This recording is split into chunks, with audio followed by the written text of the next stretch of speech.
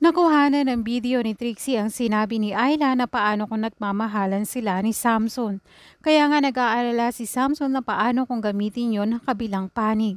Pero si Ino ay gumawa na ng paraan kung paano mabubura ni Trixie ang video na yon. Nang lumabas naman sila Lilet ay nag-aalala siya nang makitang takot na takot itong si Trixie.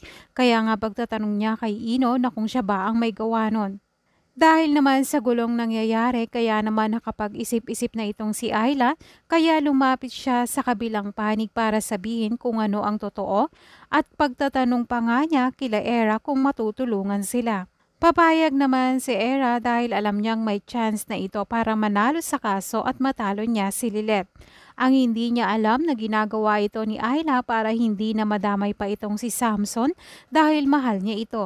Sasabihin ni Ayla sa korte na minahal niya itong si Samson at walang kasalanan si Samson doon dahil siya ang nakaramdam ng pagmamahal gayong may agreement naman sila. Kaya nga makakatulong ang sinabi ni Ayla para mapatunayan na wala naman talaga silang ginagawang masama ni Samson at ayaw ni Ayla na magkagulo pa dahil kasalanan naman niyang umibig siya kay Samson. At ang dapat ay baby maker lang siya. Sasabihin pa nga ni Ayla na wala naman talaga silang relasyon ni Samson.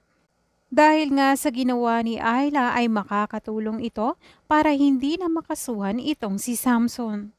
At ang isa pang pwedeng makatulong na witness ay itong si Genesis at sasabihin niya ang buong katotohanan na wala naman talagang relasyon ang dalawa at baby maker lang ang kanyang ate.